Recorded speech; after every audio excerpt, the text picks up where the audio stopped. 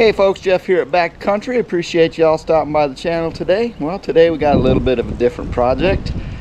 I was fixing to get back to the country, and well, I got sidetracked on a project. My daughter's having problems with her car, so I said I'd stick around and help her get it fixed. So here's what we got. Let me show you.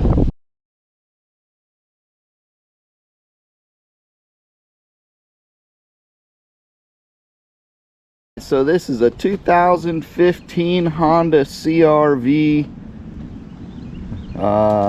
Touring edition, and it's been a great car. Haven't had any issues with it at all, but it started giving us a problem. So it's a 10-year-old vehicle, and the only thing we've ever had to do to it other than your regular maintenance is replace the battery. So it's been real good, and finally it started giving us problems. So the car started giving us a problem, and my daughter called me. She said she tried to start the car and it just clicked. So of course, after doing that several times, finally it started. And of course my first thoughts were, well, it's probably either the starter or the battery. But it was a brand new battery, so the odds of it being the battery was low. But I figured, you know, every once in a while you get a bad battery. So she took it to the auto parts store and they did a battery test on it. Said the battery checked out 100% just fine. And then they did a scan on the vehicle, and there was an error with the starting system.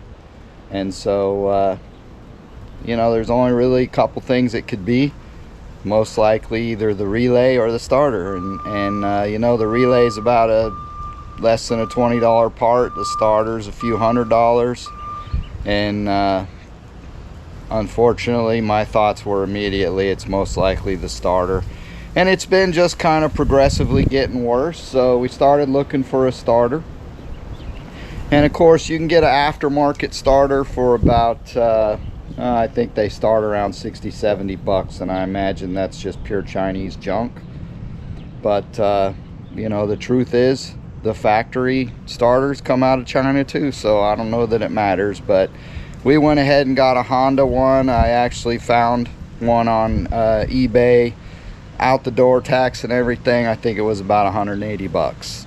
So still not bad considering from Honda it's like 500 bucks. So, and then of course if you pay them to put it in, you're probably looking at somewhere between 500 to 1,000 bucks, I imagine. Anyway, let's take a look and see what we got to do to get this job done. All right, so the first thing I want to do is see if the car will start. So got the little start button over here. I'm just going to push it.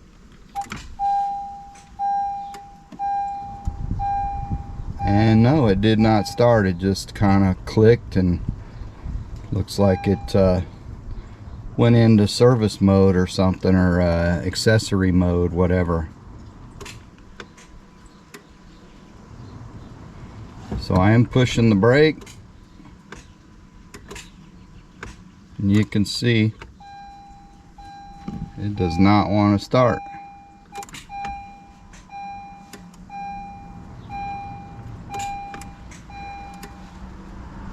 I can hear it click, but it doesn't start. Every time it does the same thing. She says that it takes her several iterations of this.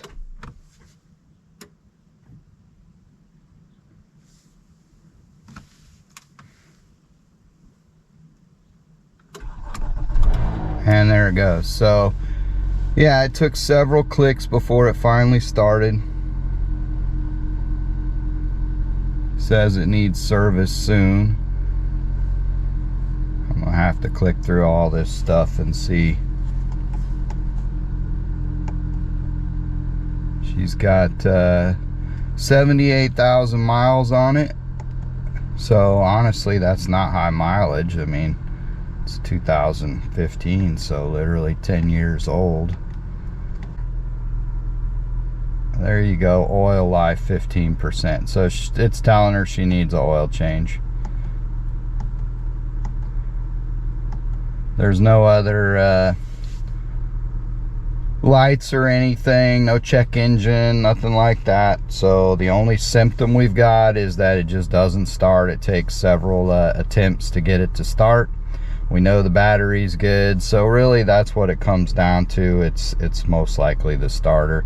And from researching, you know, just doing some Google polls and stuff like that, it looks like that, yeah, it's kind of a common deal with the Honda CR-V, and it seems to be about the right time frame, mileage, etc. So we're just going to go ahead and change that starter and see if that solves the problem.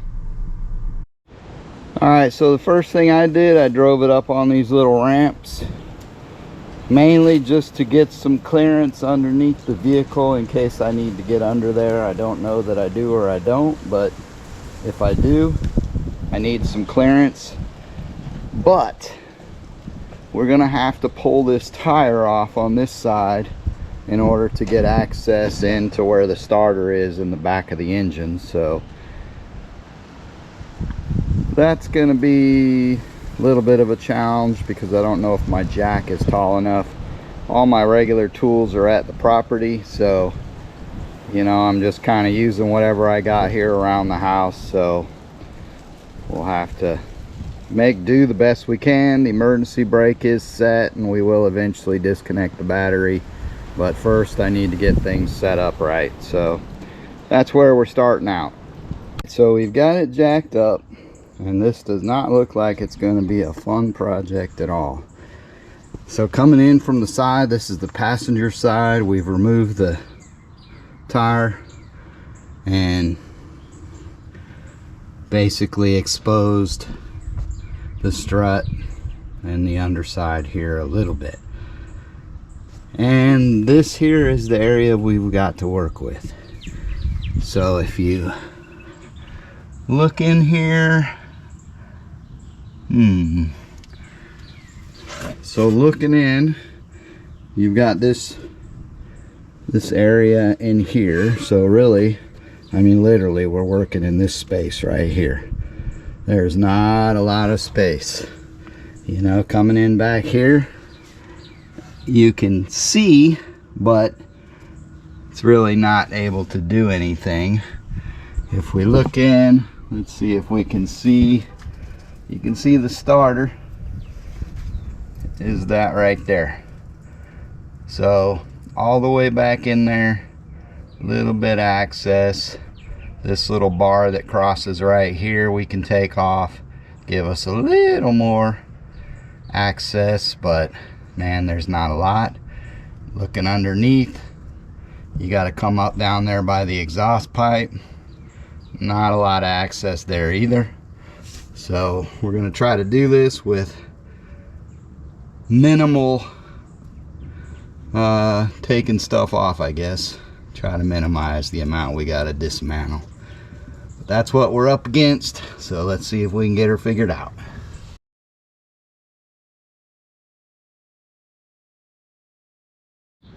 Alright, so here's the new starter. It does say made in Japan, so 100% factory, whatever.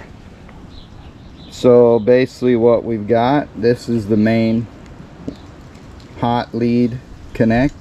Here's another wire harness connect here. Looks like we've got a support for the wire harness here, and it does indeed have 2 bolts. So that's what we're dealing with. We've got to remove the 2 bolts to get it off, unplug that wire harness, and disconnect this wire harness and disconnect it from there. As far as that's probably a plastic clip or something, so we at least know what we're up against. Of course, before we start messing with the starter, there is a hot wire that goes to the starter, so we are going to disconnect the battery. I'm going to do that by removing the negative side, and that's a 10mm bolt. I've already loosened it up, and bam, We've disconnected the battery. You do want to make sure that this is away so that it cannot slip back into contact with the negative post. So we've got the battery disconnected. Next we'll start to explore that starter and see what it's going to take to get it out of there. Man, there is not a lot of space. So putting the car up on the ramps was a good idea because I got room to get under here. But this is the underside. So here we got the exhaust. And if we want to drop the exhaust, we got to disconnect it from the manifold and then go back to, I don't know, looks like behind the catalytic converter and disconnect it there. And then maybe we can pull it out, maybe not. Hard to say. There's a lot of cover plates and stuff under here. This is an all-wheel drive, so everything is got skid plates over it, so not a lot of access. You can see the starter up in there. You can get to one bolt pretty easily, but there's another bolt, I believe, on top. Hopefully there's only two. I'll have to look at the new one to verify. And obviously there's a set of wires, so you do not have a lot of access through here at all. So it's gonna be tough. I mean, I can get my hand up around here and maybe get to that bolt. I'm not sure about the one on top. I'll have to feel around for it, but not a lot of room to even get my arm in there. So I know I can maybe get an extension from the side. This is gonna be a challenge. Not my idea of a fun one, but is what it is. Okay, so things aren't going as easy as I had hoped. I had to remove some stuff. So the first thing I did, I pulled this skid plate. It's kind of mostly plastic, but 3 pop pins in the back, 3 or 4 bolts up front. Not difficult, 10 millimeter, pretty easy to take off. And then I had to remove this exhaust. So by moving this cover plate here, I opened up the exhaust. So before I could only see that connection back there, but looking from the front, I noticed this one here. So I was able to drop that skid plate and take the 3 nuts off there. One of them's in bad shape, but we were able to get it off with the impact. Again, 14 millimeter. Had to put a universal wobble joint on there to get to them, to get the impact up in there, but got those off. And then you got 2 nuts right here that just for this mount, just loosen those off. Those came off easy because they're not heated normally. And then up front, extension gets you in there. Didn't need the universal for that, but one might help, maybe not, I don't know. Doesn't make a difference. It came off pretty easy with the impact. Put a little squirt of WD-40 on it first and then just took them off with the impact. Anyway, maneuvering the thing out of there was kind of challenging. So this piece right here is a flexible piece, so that helps. But I basically had to kind of turn the whole thing, disconnect the back first, and then was able to rotate the whole thing to get it out of there. So now that has opened up all this space in here, and hopefully that helps, because now of course I can get my hand up there much easier, not trying to squeeze around the exhaust pipe. I really don't want to pull this axle. That would be a nightmare. Don't think I need to. The bottom bolt came out really easy. I was able to take an extension from the side, put it in there, and take that one out simple. But the top one, I haven't even really found yet as far as being able to touch it with my hand. The wiring, None of that seems to come off real easy as far as in position. You know, feel up there with my hands and stuff, but I really don't feel any kind of clips or easy way to disconnect all this stuff. So I think I need to undo the starter first and then maybe rotate it a little bit to get to that bolt holding the wiring on and just be able to see it better. So that's our first nut, was right here. So now that I got my hand up there, kind of feeling around.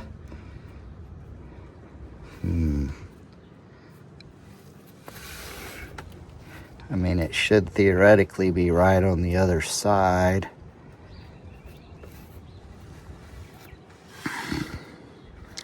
And that's weird.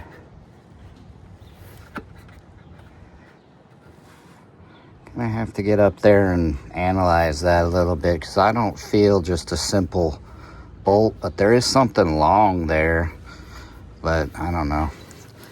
Not sure how that is, but we'll figure it out.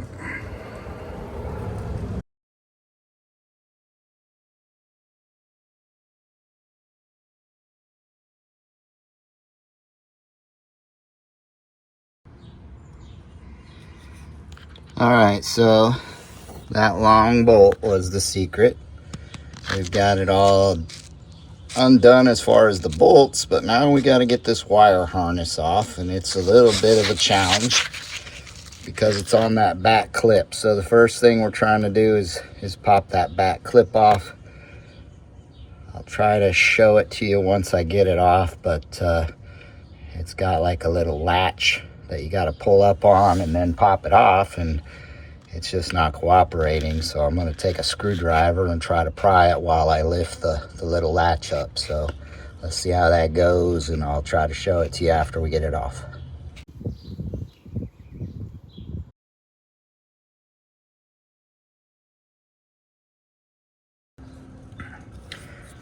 Okay, disconnecting the main wire. This here, 12 millimeter. You got to pull this rubber boot back, and then you access it from the side there, and it came off fairly easy. Next thing I got to do is get this last wire harness, wherever it is, somewhere, this one up here. Figure that one out, how to disconnect it. It just unplugs, just got to figure out the release, and that will disconnect all the wiring. Then I should be able to get the thing out of there. Okay, so the secret to that is you push, don't try to pop it. So you got this little connector here, push this tab down, that lifts this end here, which is where the catch is. See how it pops out? So you push this end down and then just unplug it. Came out pretty easy once I figured out the trick. Okay, so all the wires are disconnected now. So now I'll work on getting this thing out of there. Not sure how difficult that's going to be. It's still a tight fit, but should be able to get it out. Okay, I messed with this thing long enough, and I finally discovered that there's a manufacturing flaw, and so I've got to do a swap. So this connection here, I took the other one off. It doesn't fit, so I'm gonna swap them. So I'll show you how I do that. I just removed the bolt there, same one here, and then pulled that attachment off, and I'll show you what the deal is here in a second. Okay, so I swapped it off, removed it off the old one, put it on the new one, put the rubber plug back in it, which it doesn't fit now because that post is taller. Nice. Tell you what, man, this is some messed up here. Mess this up, Honda. Okay, so here's the tab that goes in there, and you see it's got that tab that sticks out there on the end, and that has to line up. And so if I do a little comparison here, this is the one I just took off, and the problem is that the tab does not line up. It's totally in the wrong position. So it's not a lot of options here of how to fix this thing. So I swapped the old one, but the post is taller and it's got a cover on it. Of course, the cover from the new one fits on top, so it should sit like that, but of course you can see it's loose. It doesn't fit. The old one is a rubber plug that basically fits inside, and so because the post is too tall, the tab, you can see it doesn't go in all the way, so that's not an option. So I think what I'm gonna have to do is just super glue this damn thing on there, and if you ever got to take that off, I guess you got to break it off, because I don't really have any other options other than if I want to cut this post, and I don't want to do that. So I'm gonna super glue that on there, and hopefully that fixes the problem, because this one does not fit at all. I mean, the deal doesn't even fit in there, and I'll either have to modify the car and cut that other one off, the tab. So I don't like that option, so I think I'm just gonna super glue that thing on there and try to get this damn starter back on.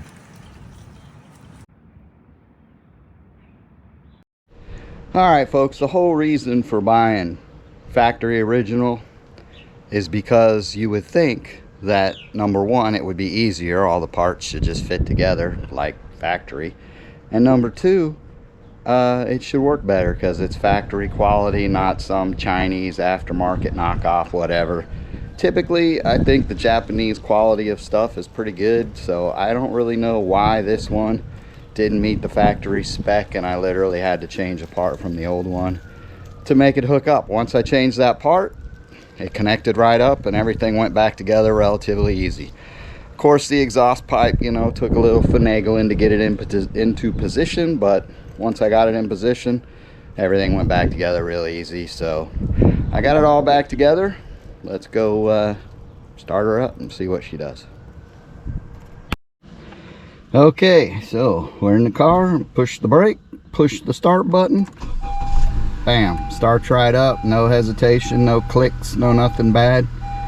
Should be good to go now. So we're going to call that one a success, even though it was a bit of a pain in the butt.